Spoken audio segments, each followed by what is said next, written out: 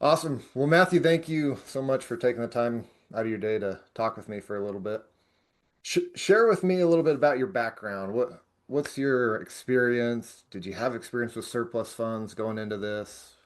Kind of, let's start off with who Matthew is.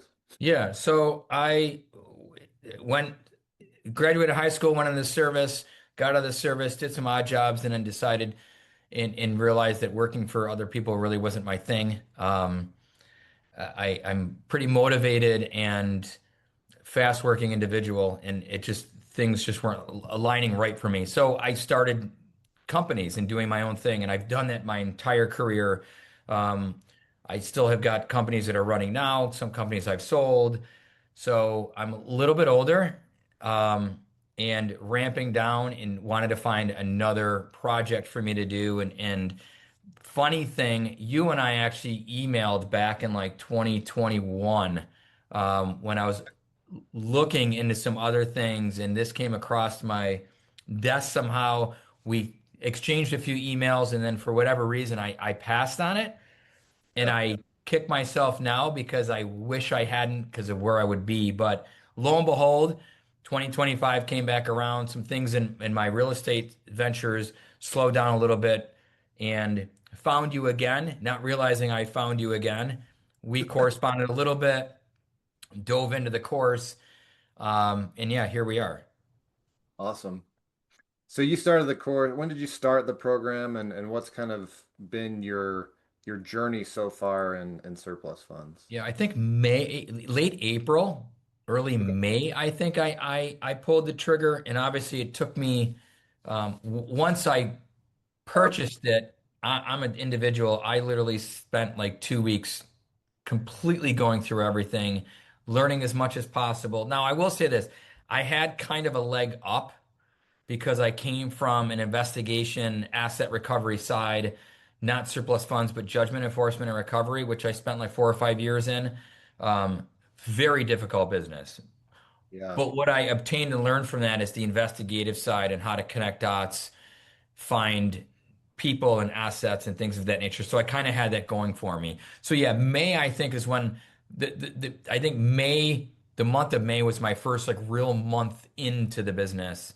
And I think week two, I might have gotten two or three agreements out, which I was totally surprised.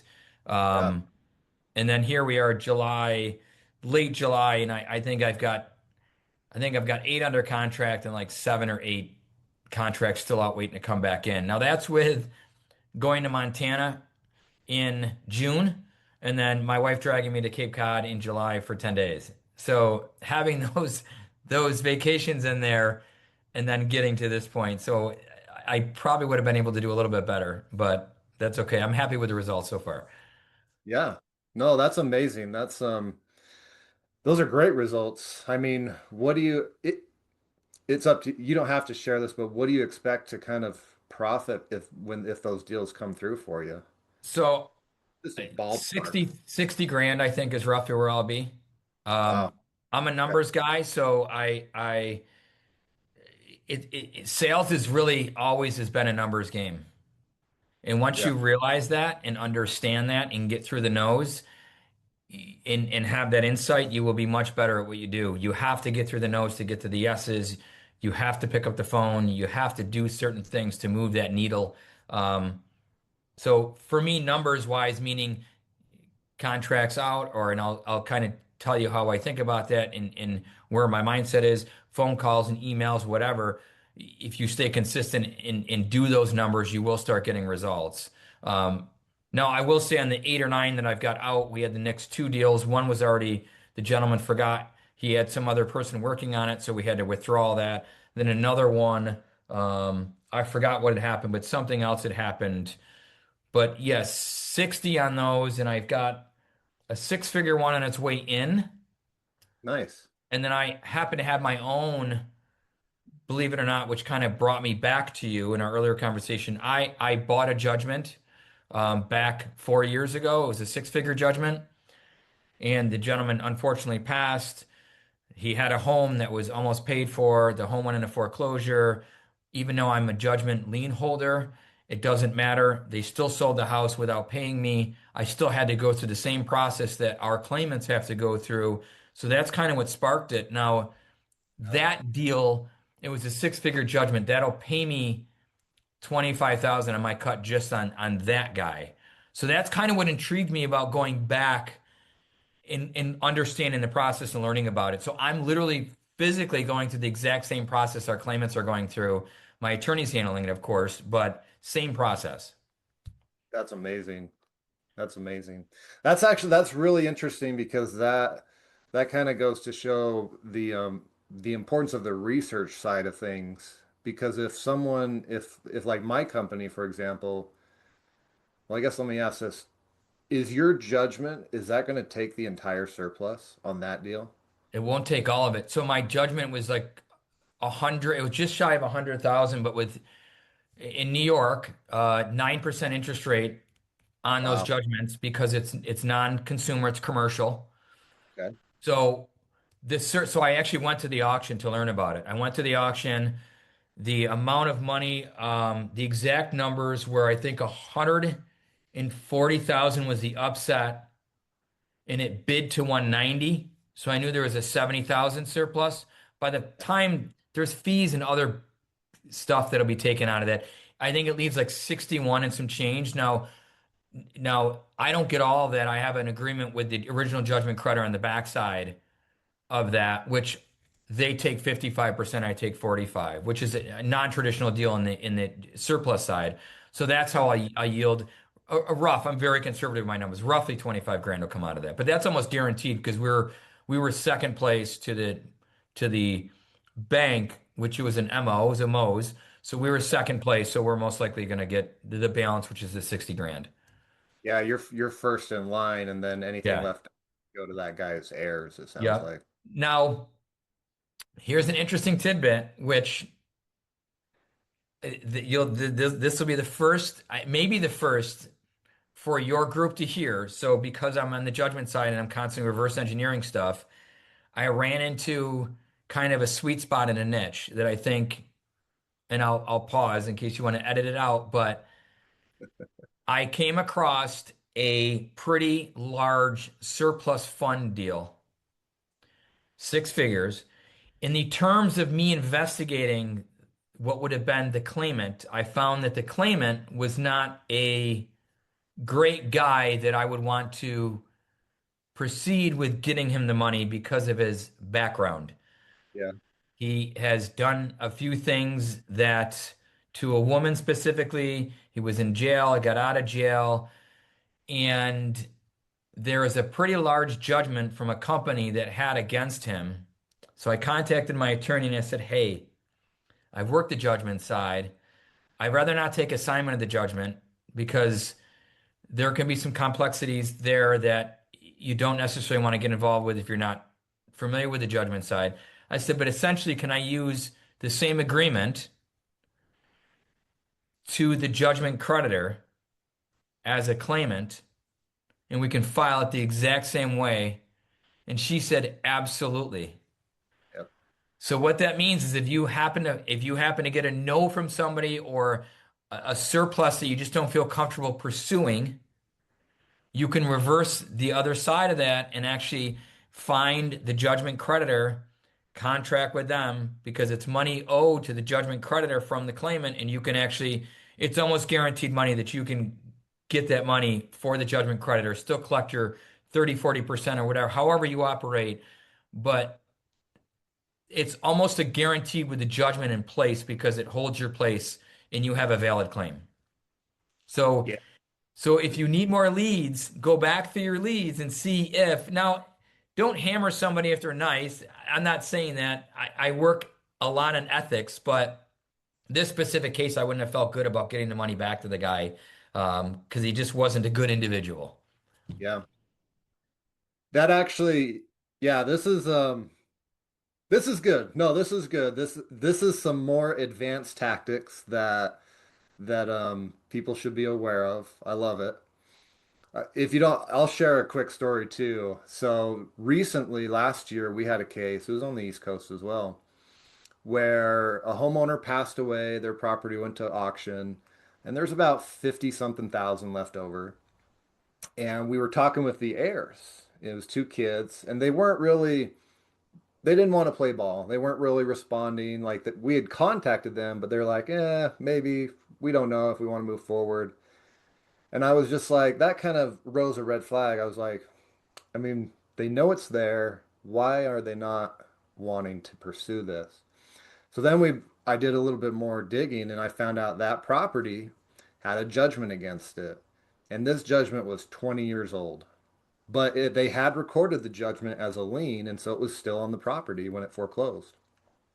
So I go back and I start backtracking, researching this judgment. I find out the judgment holder, the judgment was in favor of a company. The company was no longer in business. It was a defunct organization. And I found out that the owner of that company had passed away. And I was like, oh man, I don't know about this. But his wife was still alive and she had been listed as like a secretary on this business. So I was like, let's reach out to this lady. And crazy enough, like we reached out to her, we told her why we were reaching out. And I was like, gave her the spiel, hey, there's this property. You guys had a judgment against this person. The property sold, there's some money left over. And she was like, great, let's do it. And long story short, we ended up collecting on this lady's money, and that was a great case because she left us like a nice review. This was the review she left, and she was they had gotten this thing like 20 years ago and they'd written it off, and but we were able to get her that money. And because it was a little more complicated, we definitely charged a higher percentage on it. But that's a great insight that you just brought up that you know if you can't find the homeowner or if the home like in your scenario you wouldn't feel comfortable moving forward Or they like passed away and you can't find heirs. There's a lot of those cases where it just is a dead end, and rather it being a dead end and you've already put the time in, go Mhm. back and right. If there's another way to salvage that deal and the time you've put into it, that's a great alternative to do that. Yeah, absolutely. So no, that's some good stuff. That's a little mini masterclass, a lot of gold Yeah, nuggets exactly. we should charge. Exactly. So the one pointer I do want to say is for anybody, because of that Facebook post, that's struggling to get so in the diamond business, when I was very fluent in the diamond business, which I spent 15 years in, my motto was always a diamond a day, either buy one or sell one, a diamond a day, a diamond a day. And by Mhm. doing that, it brought our company to, and everybody pitched the diamond a day, just one sale a day, either purchasing or selling. So in this business, for me, it's get a contract out every week. If, Nice. at a minimum, if you can get one contract out a week. Now, I have like a 80 percentile of my contracts that go out that get signed, maybe a 70, which I'll work on that to improve that. But by doing that, you're gonna sometimes get two, maybe three out a week. But by doing that, if you just stick to the basics, a contract a week, four times, right? Four times a month, multiply that out by 12 months. How many contracts you're gonna have? Multiply that up by maybe $5,500, your average take after you pay your attorney. The numbers work. And again, I'm a numbers guy, so the numbers do work as long as you're consistent and try to get a contract a week. I love that. That's a great, yeah, that's the contracts that get signed, that's something that we track in my business.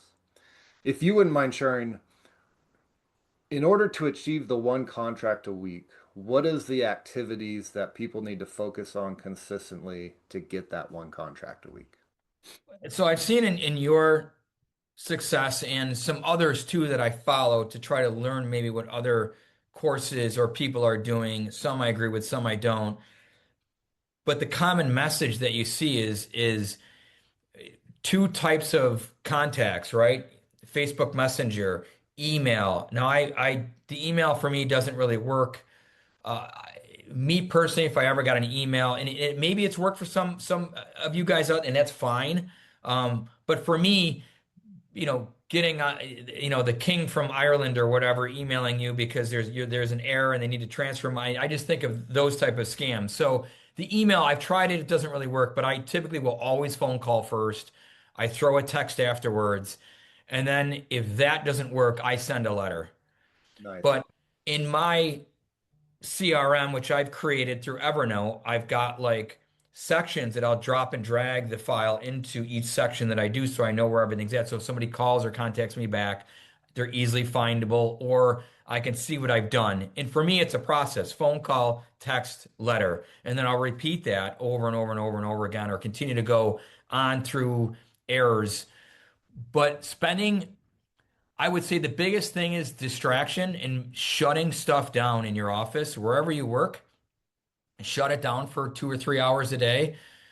Check your email and then shut it back down and be able to spend the time to do those skip tracing, do the investigations, make the phone calls, send the letters, try to send 10, 15 letters a week, try to make 20 phone calls a day. I mean, you put your own number in what your time allows, but I can tell you the first 2 weeks I really grinded and spent probably 5 or 6 hours a day.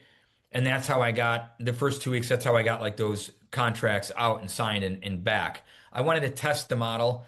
I've come off of that a little bit because I do have some other real estate deals and properties that I own and still sometimes oversee the jewelry company like 5 hours a week. So I maybe spend 25, 30 hours a week, but that's enough for me to get out two, sometimes three contracts a week. Sometimes I have a week and it's just one. But again, go back to just one contract a week and don't stop. If it's Wednesday and you got the one contract, don't stop. Yeah. Get it done Thursday and Friday and you might get another contract. Yeah. So that's that's just it. Shut things down, concentrate on what you're doing, zone in, and put the time in. And eventually you can probably ease off of that once you know your numbers and how much work and how many hours you have to do, how many calls, how many letters, and it'll all start translating out. But the return on like calls or the work is pretty good. On the judgment side, when I did that, I mean, I'd have to send 100, 200 letters and I would probably get 10 or 15 calls, and out of that, maybe five or six with contract with me. But it took a lot more, I thought. And you're right. The the most trouble I have is locating people sometimes. Phone numbers being disconnected, and just that's the only crutch that's real difficult is trying to locate and find people. Yep. Yeah, but it sounds like I mean, you're doing the three levels deep. You're not just stopping at the claimant, you're reaching out to relatives or associates and all that good stuff, which is key. So, no, that's awesome. That's those are really good results, and it's cool too because you've actually, you're continuing to live life on your terms. Like obviously you're very busy. You have a business, some real estate deals. You went on 2 vacations during all, like you're living, man, which is awesome. Like nobody wants to just start a business just for that to eat up their life. Like it sounds like this is able to be able to allow you to do what you want to do, even if it's other work or projects. And it gives that flexibility and also allows you to, do it while you're on vacation, work it virtually, which I think that's awesome. That's a cool thing to highlight as well is that it's a business that if you are consistent at it, it can give you good results, which is great, but it also gives you control. You get to control your time. You get to decide when you make those calls or do the research. Just make sure you're consistent and do the work. All right, that's it. That's it. Right, consistency, 100%. Yeah, that's awesome, man. Any other advice that you would give to either someone who's just starting out or someone who may have started and is struggling? You've given some great golden nuggets already, but anything else that comes to mind that you think would help Yeah. people? Yeah, make mistakes, make them fast, make them in the beginning, and learn from them. I mean, I know a lot of people are scared to cold call or get on the phone, but you're gonna fumble, you're gonna say the wrong thing, you're gonna lose some deals because of something you didn't do. But at the end of that, when you lose a deal, figure out why you lost it and make those changes and corrections. Everybody in business who's ever been successful will fall on their face multiple times. I've lost thousands of dollars. I've lost tens of thousands of dollars. It's a learning process. You're not going to be an expert week one, month five. You're not. You're going to be open-minded, learn, Yeah. be consistent, make the mistakes, and get through the no's to get the yeses. You will. I know there's days that, man, I just get pounded. It feels like no. Just the other day, Monday or Tuesday, I reached three people in one day, which is really rare, and they're already working with an attorney or somebody. I could have hung up the phone, but I said to my wife, I said to her, "Great, I got through all the no's for today." And then the next day, a contract went out, and then the following day, a contract went out. So it's a numbers game. So just be consistent at it. And if you do have a bad day, pause it. It's your business. Pause it for the day, wake up the next morning and go back at it. And that's just, if you like what you do in the business and the model and what you're doing, then, put the time in. And I know for some people it's difficult because they're not earning a paycheck. I mean, full transparency, I have a paycheck coming in from my other companies and in investments. So I can kind of gaff off a little bit and not necessarily put the time in. But I know for me, I want to semi-retire at some point, and this is probably the business that I'll do that in, is to be able to back off everything else and work 25, 30 hours a week and make a decent six-figure, salary doing that on my terms. And you said it, I control my life, but that's also 30 years of me laying those bricks to be able to do that. Don't think you're going to get into this business, make six figures your first year. Can you? Absolutely. But you're not going to be taking vacations and you have to put the time in. Now, 3 years down the road, yes, you can probably pull back a lot. You might be making three, $400,000 a year and you can control things a little bit more. I'll never forget, I had a friend of mine who opened a pizza shop and he thought for years he's worked in a kitchen, he's very restaurant experience, smart guy, and he thought, I'm going to open my own business because I want the freedom and flexibility. First year, he took two vacations. He only worked 20 hours a week. And within 3 years, the business failed because his mentality was, I'm a business owner now and I can just do whatever I want. Look at these people that are driving these nice cars and, have retired their wives or, are making decent money. They didn't do it by luck. They didn't do it from just falling into something. They did it from hard work, consistency, and putting the time in. And that's really all that it takes. There is no secret pill or method. It's just be consistent and do what you have to do. That's so true. That's I can't overemphasize how important that mindset is, because I've gone through that same process. My first year in this business, honestly, I didn't know. I honestly thought I would probably go back to working as a corrections officer. Like Glad you seven, didn't. But yeah, but me too. But it was just so hard, right? Because you have to put in that time and that work, and you yeah, don't see the results right. instantaneously. Especially in this business. I mean, even when you get a contract signed, it's like you're still got 3, 4, 5 months at Hmm. least before you're going to see that paycheck come in.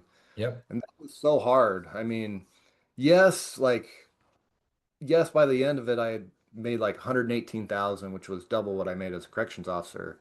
But 75% of that income came in like the last quarter. Right. Like I did not, the first 9 months, I was like, I might have to go back, It got But close. It got tight. It got real tight. yeah, we'll say that. Yeah. But to your point, you just got to lay those bricks and be consistent and be patient and just not stop. And I love also how you said make mistakes, right? I mean, that's obviously my program is designed to help people avoid mistakes, but you're not going to avoid 100% of the mistakes. And if anything, if you're not making mistakes, you're probably not doing enough. Correct. Right. Yeah. If you're not making mistakes, you're probably not working. Right. Yeah. So I love that advice too. Don't be afraid of the rejection. Don't be afraid of losing stuff. Like I lose deals. I lose deals every single month for Hmm. whatever reason. Somebody they signed up with someone else or Maybe they didn't like our follow, like whatever it is, it happens. But you're just like, well, there's another one tomorrow. There's going to be another one the next day, Yep. and every single day there's new cases being created. So, Correct.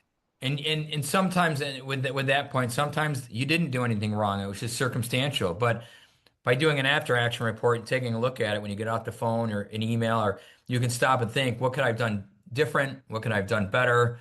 How can I improve that? And that's what's really going to help you grow and be better than a competitor.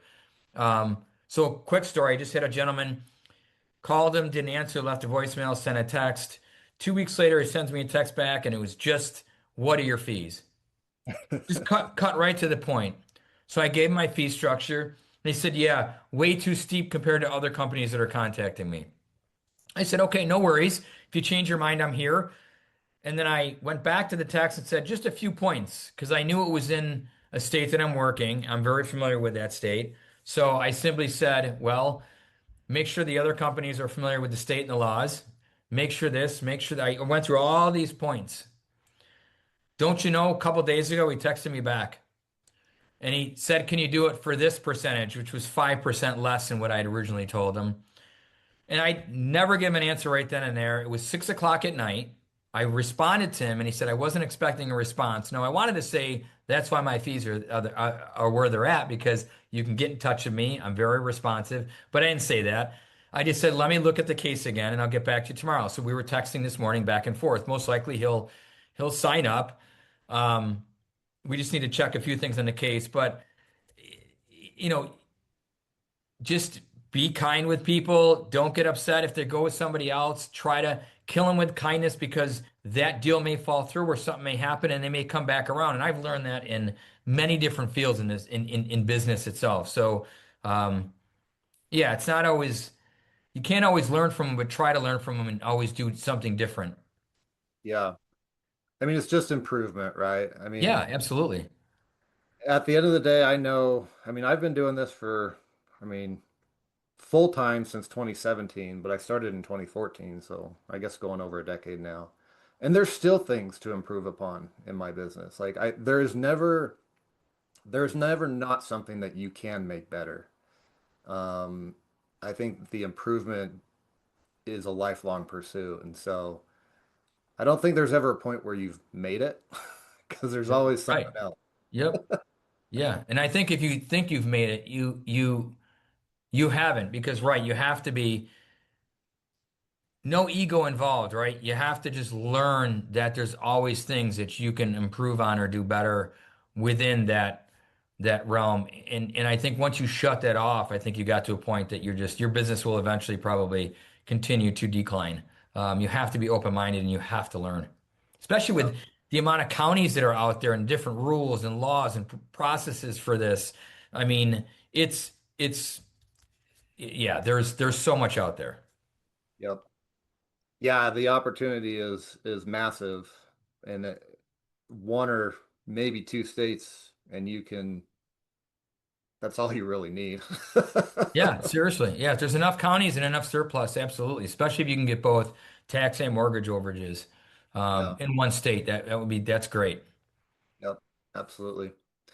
Awesome, Matthew. Well, thank you so much. Anything else you'd like to add before we wrap it up today?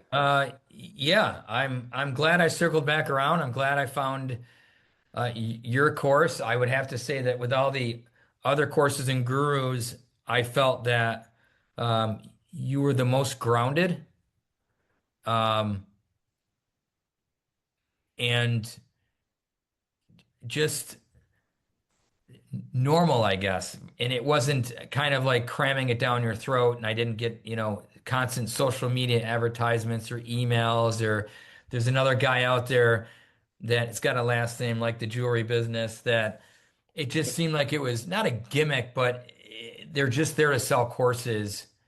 And I, in fact, got that data. It was honestly not as good as your course and the information that was. I got it to compare and to learn from different gurus in the business. And I have to say, yours is probably the more robust um, of it. So kudos to you. I glad you got out of the work that you were in and now enjoy being an entrepreneur and working for yourself. There's nothing like it. And thank you for putting the course out there because I probably would have never found it. I would have been doing something different, maybe not enjoying it as much. So that's what I'll say to you, that all your support and videos and everything you've done certainly helps a lot of people, and it may not be said enough. So thank you, Nick, for doing that. I appreciate it.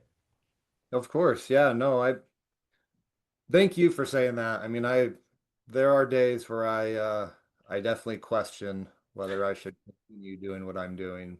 Um, but when I hear stories like yours and like results, it's like, wow, like here's someone that took the information and they just ran with it, and now they've obviously benefited from it, and obviously I benefited from it.